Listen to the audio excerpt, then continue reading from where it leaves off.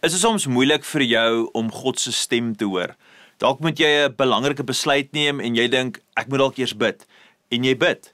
Here, wat wil U hê moet ek doen? Wat wil U hê? Wat is dit dan wat U van my vra? En dan kom daar dalk 'n gedagte op en jy wonder, was dit nou die Here of was dit net ek? Was dit my emosies, my eie wil? Was dit die Heilige Gees of dalk net die vleis wat jy laat gisteraand geëet het? Hoe weet 'n mens regtig of God met jou praat? Sou dit nie wonderlik gewees het om duidelik te weet wat God van jou verwag nie? Stel jou voor jy vra God iets en jy kry hierdie helder, duidelike antwoord, soos, miskien, ek weet nie of julle ooit met hierdie balle gespeel het, hulle met half soos 'n Magic 8 ball, nee? En ek so balletjie, dan skud jy hom, en dan vra jy hom 'n vraagie, soos, jy vra hom iets soos, moet ek met hierdie baie onbeskofte persoon uitgaan, en dan skud jy hom, en dan sê hy vir jou, ja, verseker, dan dink jy, dit maak nie sin nie, of, moet ek dalk hierdie kwaai boodskap vir iemand stuur, dan skud jy hom, en dan kom hy daar sê, nee, moet dit nie doen nie. Ek weet ek grap nou lekker, maar die Here is nie met ons, en hy werk nie met ons soos die Magic 8 balls nie. God se antwoorde, nee, is duidelik, en die goeie nuus is, jy kan God se stem hoor. Ons reeks waarmee ons besig is getitel Sy beloftes, en vandag se belofte is, Jesus se skape ken sy stem. Verlede week het ons gesels oor sy ewige liefde, dat jy die een is wie Jesus liefhet. As jy nog nie daardie boodskap geluister het, wil ek jou regtig aanmoedig om dit verseker te gaan luister, want ons het gesels en gedeel, dit leer ons dat Jesus vir my en vir jou sy lewe gegee het, asof ons die enigste persoon is vir wie hy gesterf het. Dit is 'n besonderse boodskap wat ons gepreek het met Goeie Vrydag en Opstanding Sondag. So volgende week, kyk ons na die belofte, deel van hierdie reeks, dat hy ons nooit sal verlaat nie. Maar vandag gaan dit oor sy stem, en die boodskap se titel is, hoor God se stem. Kom ons vra nou, net die Heilige Gees om ons hart en ons gedagtes vir ons oop te maak vir wat God vir ons wil sê. Heilige Gees, vandag vra ons dat U met ons sal praat, dat U vir ons sal rig en sal leer en sal lei, ons harte en ons gedagtes sal oopmaak en vir ons sal kom wys wat U vir ons wil sê deur U woord. Amen en amen. Nou, kom ons wees eerlik, dit is soms moeilik om God se stem te hoor. Hoe weet jy werklik of dit God is wat praat?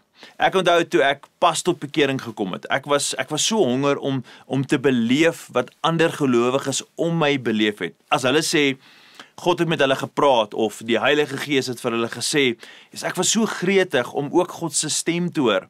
Nou ek dank die Here dat van die eerste aand, ek het een aand op 25 Maart 2000 ek tot bekering gekom. Van daai eerste aand af wat ek die Here ontmoet het, was daar hierdie kommunikasielyn wat oopgegaan het en ek het dinge gehoor en beleef wat in my hart net soveel vrede gebring het. Nou kyk, ek het nie altyd alles verstaan wat ek beleef het nie. Daar was en is vandag nog steeds tye wat ek vra het, oomblikke waar ek vir myself sê, is dit nou die Here wat met my praat, die Heilige Gees wat vir my iets sê, of is dit ek wat myself praat? Maar deur die jare het ek geleer om God se stem tussen al die geraas en al die gejaag te kan onderskei. Ek het ook al baie die ander kant gesien, mense wat sê, God het vir my gesê. Nee, en dan dink jy, het God regtig dit vir jou gesê? En dan 6 maande later lyk dit of God sy plan verander het. Maar nou sê die persoon weer iets anders te. Sê, nee, God het nou vir iets anders te gesê. Asof God sy opinies en sy persoonlikheid sommer so wispelturig is. Nou as 'n jong gelowige, daai ding het my baie keer de mekaar gehad. Dit het my laat wonder. Nou, wanneer is dit dan God wat praat? Hoe weet ek en hoe weet jy of dit regtig God is wat praat? Nou Jesus, een van sy beloftes, en hy gee dit vir ons in Johannes 10, sê dat hy is iemand wat met ons praat en ons ken sy stem. In Johannes 10 lees ons die volgende, Jesus sê, iemand wat egter deur die hek toegang verkry het, is die herder van die skape, en die skape luister na sy stem. Hy roep sy skape op hulle name en lei hulle uit, en die skape hou aan om te volg omdat hulle sy stem ken. Geliefde, Jesus sê, hy is die goeie herder, ons is die skape, en Jesus sê spesifiek, my skape, met ander woorde sy skape, ken sy stem. Nou, hoe hoor ek en jy, hoe hoor ons God se stem? Dit klink maklik genoeg, so wat leer ons in Johannes 10 dan? Eerstens, ons leer, ons is God se skape, Jesus se skape, so eerstens, ek en jy moet dit begryp. Die belofte is dat Jesus ons liefhet, asof ons die enigste een is. Nou, 'n skaap ken die herder se stem, dit praat van verhouding. Maar die belangrike ding wat ons hier moet begryp, is dat God met ons wil praat. Inteendeel, hy praat reeds met ons. Hy praat heeltyd met ons. So vandag, prakties, wil ek graag 3 gedagtes met jou deel. Gedagtes wat ons gaan help om God se stem te hoor. Die eerste gedagte is, ons moet God vra om met ons te praat. So die eerste gedagte is, ek en jy moet leer om vir God te vra om met ons te praat. So vandag wat ek wil doen is om God se woord, na sy woord te kyk en so eenvoudig as moontlik dit net vir ons oop te breek en dan te gesels oor hoe ons die stem van die goeie herder kan hoor. Nou die eerste gedagte is nogals voor die hand liggend, maar ek wil dit tog vir jou sê. So nommer 1, jy moet vir God vra om met jou te praat. As jy 'n besluit het om te neem, moet jy nie net daaroor dink of net die voor en die nadele teen mekaar, daai pros en cons teen mekaar opweeg nie. Jy moet sê, Here, wat is u wil? Praat met my, né? Praat met God. Jy moet bid oor elke liewe saak, maar ek wil jou net eers waarsku. En ek dink is belangrik, dit klink eenvoudig om te sê God praat met my, maar voordat jy dit bid en vir God vra om met jou te praat, wil ek jou waarsku. En dis eintlik 'n gevaarlike gebed om te bid. Trouwens, ek wil voorstel dat jy liewer nie vir God vra om met jou te praat as jy nie bereid is om te hoor wat hy vir jou gaan sê nie. Want dikwels, en hier is die uitdaging, sy wil en sy manier is baie anderste as myne en joune. So moenie vir God vra om met jou te praat as jy nie wil hoor wat hy sê nie. En as 'n voorbeeld, daar's hierdie storie in die Ou Testament en ek dink is baie gepas, is 'n baie kragtige verhaal oor 'n jong seun met die naam Samuel. Waarskynlik was nou hierdie toneel optel of hierdie storie, was hy omtrent so 12 jaar oud. Nou hy het in die tempel gewerk onder die priester Eli. Nou Eli het nie God se wil uitgevoer nie. Hy was die hoofpriester en hy het seuns gehad wat saam met hom gewerk het in die tempel en hierdie jong seun Samuel het God waarskynlik ook nog nie geken nie. So God praat met Samuel, maar Samuel ken nog nie regtig vir God nie, maar tog hy het getrou sy godsdienstige rituele in die tempel gedoen. Hy het al die werke gedoen wat hy moes doen. Hy het die regte dinge gedoen, maar hy het nog nie 'n verhouding met God gehad nie. Dis nou jong Samuel. En dit bring vir ons eintlik by hierdie baie belangrike punt. 'n Ritueel is baie anders as 'n verhouding. Ek wil daai weer sê, né? Jong Samuel doen die regte dinge, maar hy ken nog nie God nie. So, 'n ritueel is baie anderste as 'n verhouding. Sommige van julle was dalk in 'n godsdienstige ritueel besig om die regte ding te doen. Jy dien God vanuit tradisie uit sonder om werklik die God te ken wat julle liefhet. So Samuel het al die rituele gedoen, maar hy het nog nie vir God geken nie. Eendag het hy gaan slaap, en dis nou die storie, en toe hoor hy sy naam, hy hoor sy naam Samuel, né? En hy hardloop toe na Eli toe en sê, Eli, wat wil jy hê? Wat wil jy hê? Wat wil jy hê moet ek doen? Wat moet ek doen? Eli? En Eli sê, ek het niks te doen nie. Ek het niks vir jou gesê nie. Ek het jou nie geroep nie. Gaan lê weer man. Jy gaan slaap. So Samuel gaan toe terug, klim in sy bed en hy raak weer in die slaap en toe hoor hy weer 'n stem, Samuel. En hy spring op en hy hardloop en hy sê, en hy's weer daar na Eli se kamer toe en hy sê, Eli, wat wil jy hê? Wat wil jy hê? Wat wil jy hê? En Eli sê, man, dit was ekkie. Gaan lê. Jy pla my. Asseblief, gaan slaap. Is laat. Nee, weer eens gaan Samuel terug na sy bed toe en hy hoor weer Samuel, en ek weet nie presies hoe God met hom gepraat het, maar hy hoor sy naam en hy hardloop weer na Eli toe en hy sê, Eli, wat moet ek doen? Wat is dit? En toe besef Eli, dis die Here wat waarskynlik met jong Samuel praat. En in 1 Samuel 3 vers 8 lees ons hierdie volgende woorde. Eli het toe besef dat dit die Here is wat die seun roep. So Eli sê vir Samuel, gaan lê weer. En as God jou weer roep, sê dan, so Eli gee nou vir hom raad. Hy sê vir hom die volgende in 1 Samuel 3 vers 10. Spreek Here, u dienaar luister. Ek wil hê elkeen van julle moet dit vandag saam sê, saam met my, of dalk tik dit en sommer daar in die kommentaar as jy nou kan. Pause die video of as jy live kyk is seker maar moeilik om te pause, maar dis belangrik. So ek het nodig dat jy hierdie nou saam met my sal sê as 'n gebed. En ek gaan eerste en dan volg julle. So sê hierdie, spreek Here, u dienaar luister. Sê daai saam met my. Spreek Here, u dienaar luister. Dis presies wat Samuel gedoen het. Hy het gesê, God, wat probeer u vir my sê? Praat met my. Maar kom ek sê vir jou wat God nie vir daai 12-jarige seentjie gesê het nie. God het nie gesê, Samuel, jy doen so goed. Jy's so goed met jou rituele en jou gehoorsaamheid. Daarom gaan ek jou beloon met daardie oulike 12-jarige meisie, nee, wat jy op die speelgrond ontmoet het, jy Aya, jy like haar, en hy het nie vir hom gesê, en op 21 gaan jy met haar trou nie, en dan gaan julle gaan 2 kinders hê, en 'n hond, en 'n huisie by die see nie, dit gaan met jou so goed gaan, dit gaan so verspoedig wees, hy het nie vir hom gesê, jy gaan oorlaai wees met guns en voorspoed nie, nee, dis glad nie wat God vir hom gesê het nie, inteendeel, God het iets vir hom gesê, wat hy seer sekerlik nie wou hoor nie. As jy nou die storie gaan lees daar in konteks, Hanna, toe sy 'n jong vrou was, kon sy nie kinders kry nie, en toe bid sy en sy vra vir die Here, Here gee vir my kind, en as ek 'n kind kry, beloof ek, sal ek hom vir u toewy. En toe, in ons raai, tussen die ouderdom van 3 tot 5, min of meer, dis wat ons nou half die teoloog sê, dat jong Samuel was toe gevat in die tempel toe, en is hier waar Eli, toe nou vir Hanna sê, ek sal na jou seun kyk, ek sal hom groot maak, so Samuel kry die woord, nee, wat ek nou vir julle gaan deel, en Eli is vir hom soos 'n pa, so die woord wat jong Samuel kry is nogals rof, so wat gebeur hier, so God waarsku vir Samuel, hy gee vir hom hierdie harde woord, en hierdie is wat hy vir hom sê, die priester Eli, luister nie meer na my nie, hy luister nie wat ek vir hom vra om te doen nie, en omdat hy ook nie sy seuns wat opstandig is, wat saam met hom in die tempel gewerk het, hy tugtig hulle nie, hulle het my naam ontheilig. En dan sê God vir hom, ek gaan die hele Israel skok. En God sê hierdie vir 'n 12-jarige seun, ek gaan my oordeel oor Eli en sy hele familie uitvoer. Nou, familie, geliefde, dis 'n harde boodskap vir 'n jong kind. En dis presies hoekom ek vir jou vandag wil herinner, nee, ek wil jou eintlik waarsku.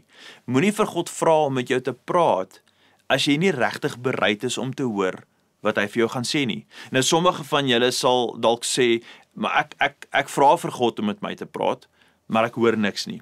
En ek wil jou vandag herinner, net omdat jy niks hoor nie, beteken nie dat God nie praat nie. Net omdat dit stil is, beteken nie hy's afwesig nie. En hier's eintlik iets so belangrik, iets wat ek regtig wil hê jy moet verstaan. Hoe meer jy leer om te luister, hoe beter sal jy sy stem kan herken, hè? Hoe meer jy leer om te luister, hoe beter sal jy sy stem kan herken. Nou, ek wil dit graag op hierdie wyse illustreer. Nou, dis 'n bietjie van 'n musiekstorie, so ek weet nie of almal noodwendig met dit gaan kan vereenselwig nie, maar ek wil dit vir julle so verduidelik. Toe ek 14 jaar oud was, nou is ek hoërskool toe, en ons musiekjuffrou eendag uit absolute frustrasie uit, sê vir my en van my seuns-pelle, sy sê vir ons was in 'n koorklas, en ons moes dingetjies daar uitfigure met instrumente, ons moet verskillende instrumente hoor en luister, en sy sê net, ons moet niks met musiek te doen nie. Sy gebruik hier woord, julle is musikaal gestremd. Nou wel, 'n paar jaar later kom ek tot bekering, net na matriek, en die jeugpastoor vra vir my of ek bereid sal wees om deel te word van die orkes, en of ek bereid sal wees om 'n basgitaar op te tel. En daar begin toe my journey met musiek. Aanvanklik, al wat ek kon hoor tussen al die ander instrumente, want ek net gitaar speel, en al waarvoor ek eintlik maar geluister het, was net my eie instrument. Ek het net geluister vir die bas, nee, vir die basgitaar. Net om my beste te probeer en om reg te speel, want ek wil nie foute maak nie. Jy wil dit al reg doen. Nou, ek sal nooit vergeet nie. Daar was eendag in een van ons oefeninge, hoor ek 'n baie vreemde klank van die dromme se kant. So die dromme was hier op my linkerkant, en ek onthou toe nog, ek swaai so om, en ek probeer verstaan wat hoor ek van die dromme af. En toe ek omdraai, toe sien ek tot my verbasing, die drummer is besig nou om in die bokant van die simbale, hulle noem dit die bel, is hy besig om daar so te klits, en hy maak so lekker hoë tipe unieke klank, so lekker, ek kan dit nie namaak nie, maar dit was my baie besonder, en soos tyd aangegaan het ek later aan geleer om alle ander klanke te kan onderskei. Ek het begin hoor wat is die elektriese gitare en die verskillende stemme wat gesing word, en die ekstra nuances in die musiek het vir my al duideliker en duideliker geraak. Ek het geleer om te kan onderskei tussen klanke, tussen stemme, verskillende emosie in die musiek, en vandag het ek hierdie diep passie vir musiek, en ek love dit om saam met ander musikante musiek te maak. Nou wat nogal opvallend is wanneer ek musiek luister saam met ander mense wat ook liefhebbers is van musiek, maar nie noodwendig self 'n musiekinstrument speel nie, en dan is daar hierdie opgewondenheid as ons begin praat oor die dromme en die dit, en dan veral ek raak verskriklik meegevoer, en dan begin ek gesels oor dit, en ek sê, hoor, luister gou die drumvol, en dan sing ek dit, ek speel dit, en raak totaal meegevoer, né?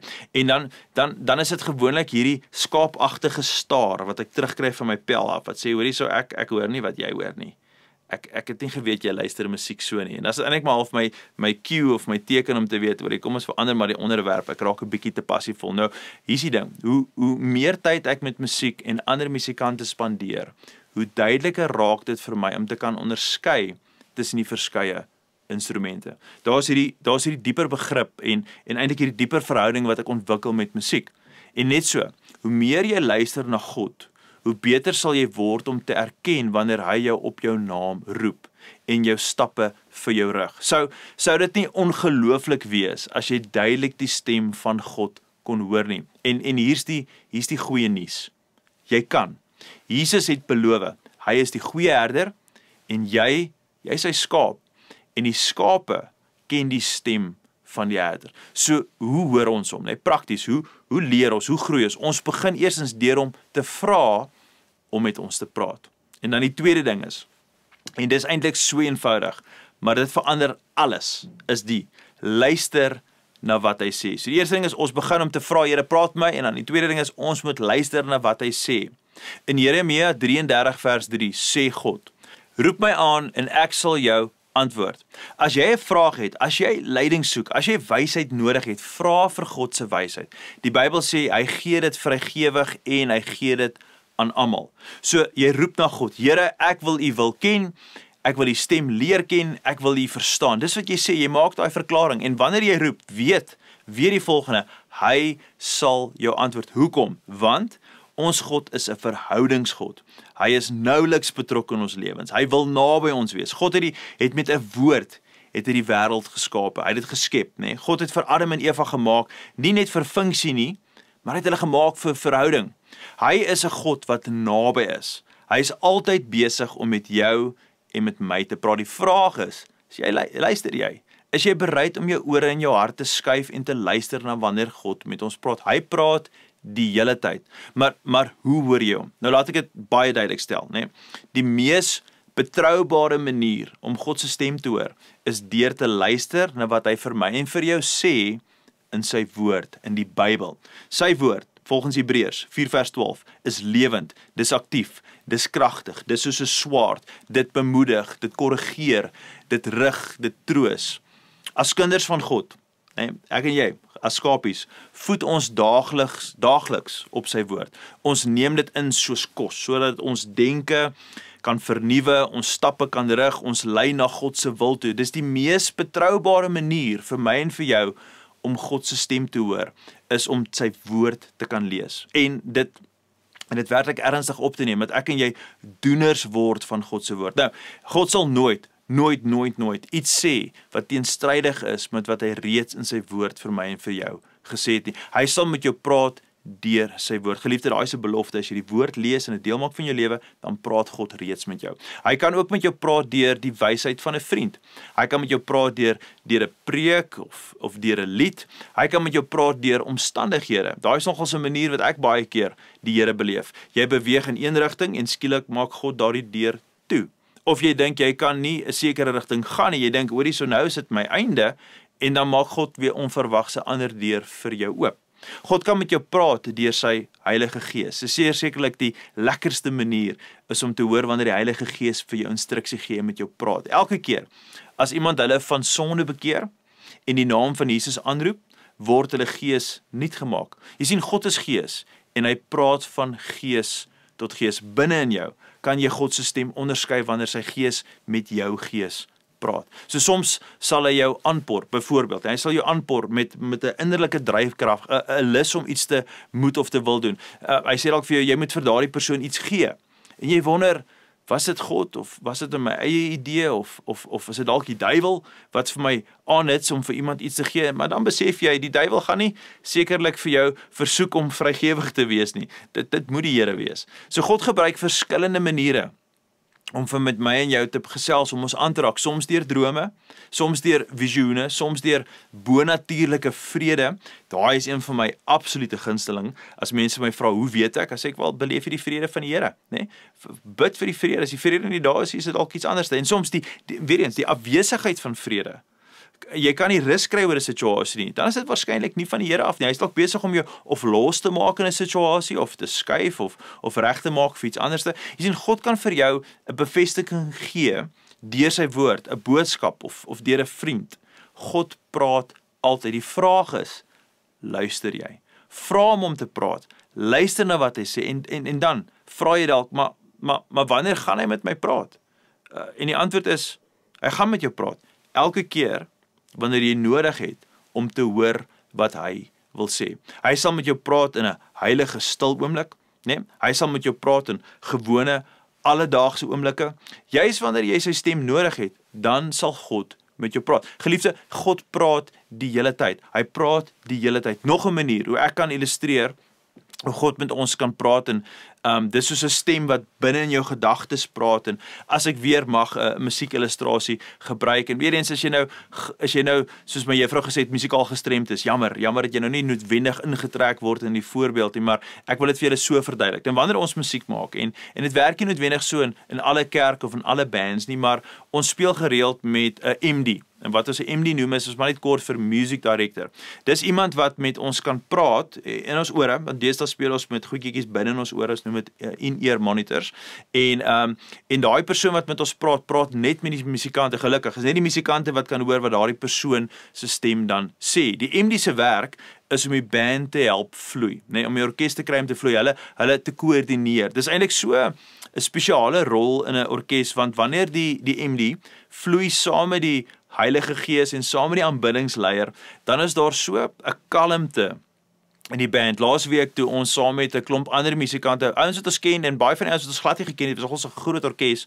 Toe ons by Opstanding Sondag in Kempton Park gespeel het, moes ons hierdie diens begelei, en daar was amper 3000 mense, so was baie druk, en ons het hierdie great MD gehad. Sy was hierdie ander stem in ons ore, en in my oor het sy my gehelp onthou waar ons nou is in die liedjie, en moet ons nou bou, of moet ons nou sagter gaan, maar daar was nie baie tyd om saam te oefen nie, en dis die waarheid, sy het soveel kalmte gebring, my gehelp om te fokus, en net te fokus op wat my rol is. En so vir elke musikant, om ons te help kalm bly wanneer ons speel voor hierdie groot gehoor. En geliefde, dis presies hoe God baie keer met jou sal praat. Jy sal in die ongemaklike of in die ongewone situasie wees, en jy weet nie wat om te sê of om te doen nie, en dan skielik, dan is daar net 'n stem, daar's 'n drywer, hy por jou aan, jy voel dit in jou gees. Ek hou baie van hoe Jesaja 30:21 dit vir ons beskryf in die ou Afrikaanse vertaling. Hy sê, of jy regs of links draai, jy sal agter jou 'n stem hoor. Hier is die pad, loop daarop. As jy ingestel is op God se stem, sal jy hom hoor. Wanneer hy jou rigting gee, wanneer hy vir jou die regte woorde gee om te sê, wanneer hy jou vertroos of vrede gee, of hy jou aanpoor om iets te doen. Geliefde, God sê, jy sal 'n stem agter jou hoor. Soms gee hy selfs vir jou 'n Bybelvers om met iemand anders te deel. Jy hoor God se stem. Hy praat altyd. Die vraag is, geliefde, luister jy? Luister jy? Sou dit nie wonderlik wees as ons duidelik kon hoor wanneer God met ons praat nie? Wat ons net presies weet. En die goeie nuus is, Jesus beloof, dit is sy belofte, dis waar vandag se boodskap gaan. Hy beloof, jy kan. Jesus is ons goeie herder, en jy is sy skaap, en die skape herken die stem van die herder. So, hoe hoor jy God? Nee? Ons het reeds gesê, 1, vra hom. Ons moet vra, spreek Here, u dienaar luister. 2, vra hom weer, Here, ek wil die stem hoor, ek wil u ken. En dan, luister na wat hy sê, en hier kom die derde een, is jy reg vir die derde een? Die derde een is kosbaar. Dis baie eenvoudig. Doen wat hy vir jou sê. So, ons vra, Here, praat met ons, dan luister ons, en dan die derde een is, doen wat hy sê. Dis so eenvoudig, maar dit verander alles.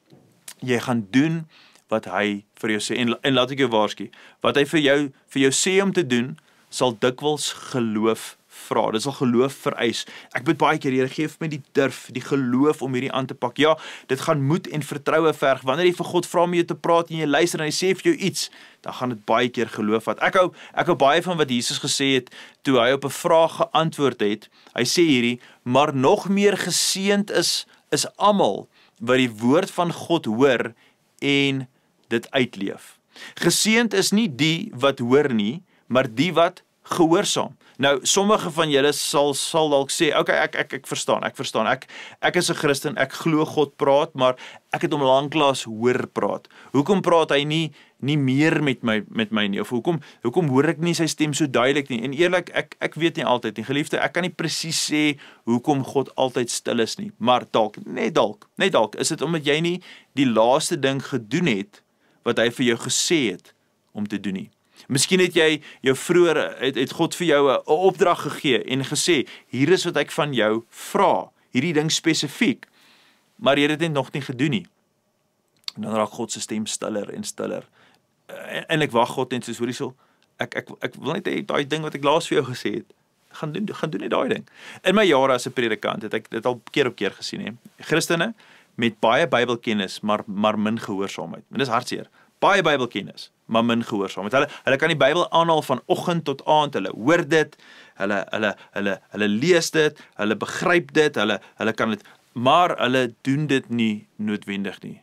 Ons sou kon sê, daar is baie Christene wat oorgekwalifiseerd is in kennis, maar onderontwikkel is in gehoorsaam. Hulle is gekwalifiseerd in kennis, maar hulle is onderontwikkel in hulle gehoorsaamheid. Daar klink dit nou beter, nee. Ons weet baie, maar ons doen min. So dalk vra jy, hoekom hoor ek niks van God nie? En dalk is dit omdat jy net die laaste ding wat hy vir jou gesê het om te doen, net nog nie gedoen het nie.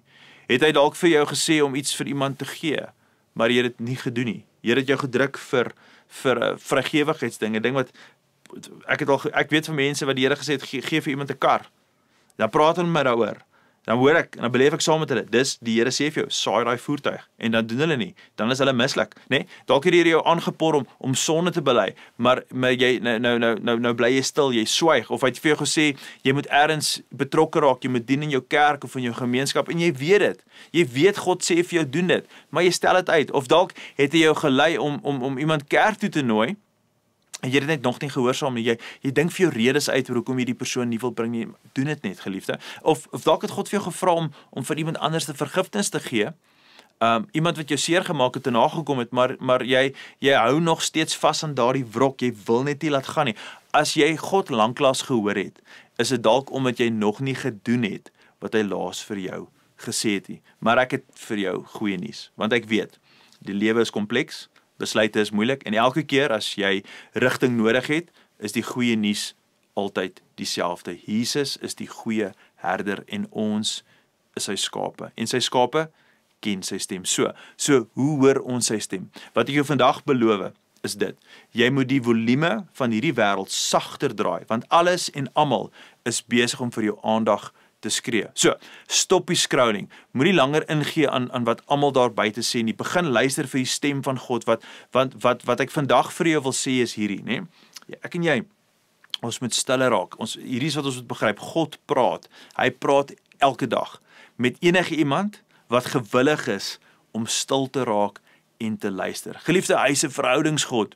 Hy is nie afsydig of ver nie, hy is nouliks betrokke, hy hou van jou, hy is lief vir jou, en hy wil sy liefde vir jou, hy wil dit vir jou openbaar. Hy het 'n doel vir jou, en hy het 'n wil vir jou lewe. God praat altyd. Die probleem is nie dat hy nie praat nie, die probleem is dat ons nie altyd luister nie.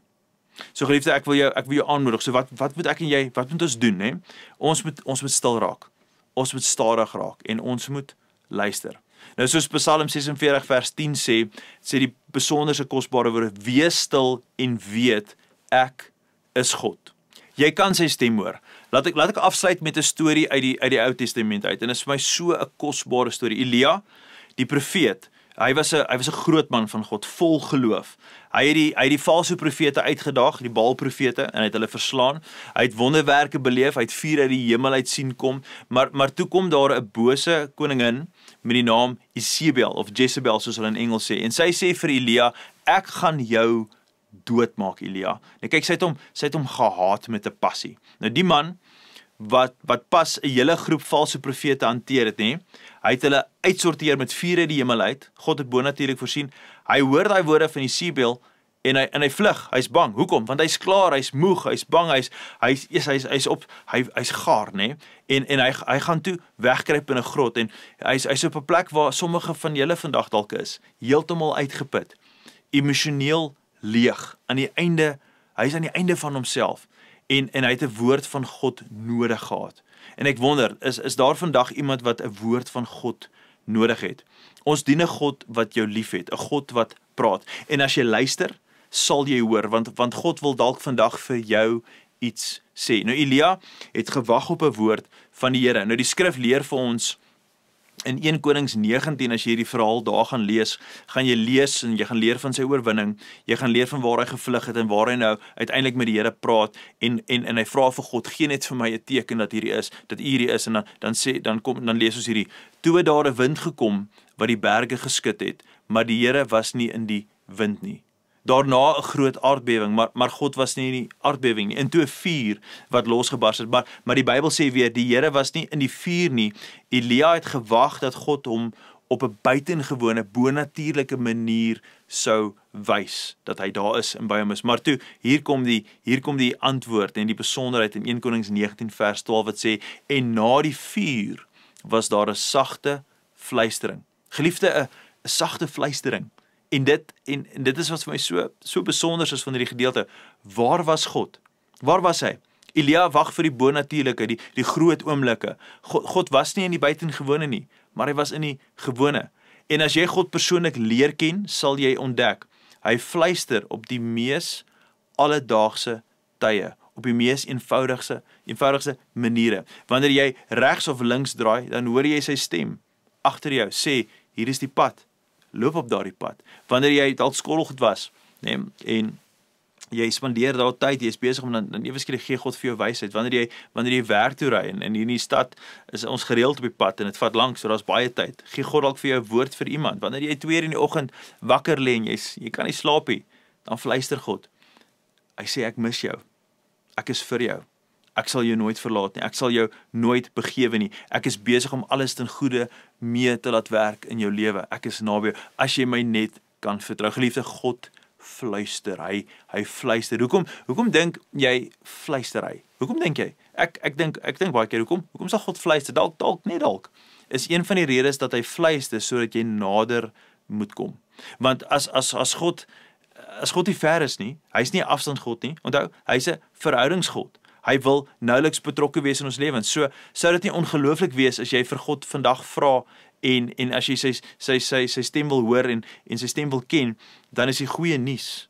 Jy kan, want hy is die goeie herder en ons is sy skape. En die skape ken die stem van die herder. So, in daai oomblikke van stilte, moenie dink God is ver nie. Besef, hy fluister want hy trek jou nader. So wat doen jy? Wat doen ons? Vra hom om met jou te praat. Luister dan na wat hy sê en dan doen jy wat hy vir jou vra om te doen. Want hy is besig, geliefde, om te praat en jy sal hom hoor as jy regtig luister. Wil jy dit nie nou saam met my bid nie? Bid saam met my hierdie woorde. Sê, spreek Here, u dienaar luister. Hemelse Vader, vandag is ons so dankbaar dat wanneer ons kyk na die stories uit die Bybel uit, die Ou Testament, die Nuwe Testament, Jesus self se woorde wat praat oor geseënd is die persoon wat doen wat hy hoor by God en ons leer dat U is 'n God wat altyd praat. U het gepraat en toe skape U die wêreld. U het gepraat en toe's Adam en Eva daar. U het gepraat oor elke faset van elke mens se lewe op hierdie aarde. U praat die hele tyd. Mag ons as gelowiges begryp dat ons is skape en skape ken die herder se stem. Maar dit beteken ons moet naby die herder leef. Ons moet by hom wees en ons moet hom ook vertrou. En dan, Here, is dit vir my so kosbaar om vandag te besef dat U praat met ons in die fluisterings. As daar mense is vandag wat voel God is ver, God is stil, mag hulle opnuut besef dalk is God besig om te fluister, juist dat ons kan inlê, nader kom, ons ore draai om net te hoor wat is God besig om te sê, want hy soek daai nabyheid. Ek vra Here vandag vir elke persoon wat sit voor 'n moeilike situasie, omstandighede wat hulle verdruk en onderkry en hulle voel hulle is moedeloos, hulle is moeg, hulle voel soos Elia, hulle wil opgee, hulle kan nie meer nie, hulle wil stop, dat U sal vir hulle fluister, dat U is naby, U is betrokke, U het hulle nie verlaat nie, en dat U vir hulle duidelikheid sal wys in hoe hulle U stem kan erken en kan hoor, en dan wysheid en oplossing sal gee vir die probleem wat hulle in die gesig staar. Here, ons eer U, ons loof U en ons dank U ook vir die Heilige Gees wat elke dag vir ons rig en vir ons leer en vir ons lei. Ons loof U, ons eer U en ons sê amen en amen. Geliefde, baie dankie dat julle ingeskakel het saam met ons. Dankie dat ek met julle kon deel oor God se stem, die tweede boodskap in hierdie reeks. Ek sien uit om hierdie week se oordeenking saam met julle te reis, om te praat oor die belofte dat Jesus is altyd by ons. Gaan in vrede. Totsiens.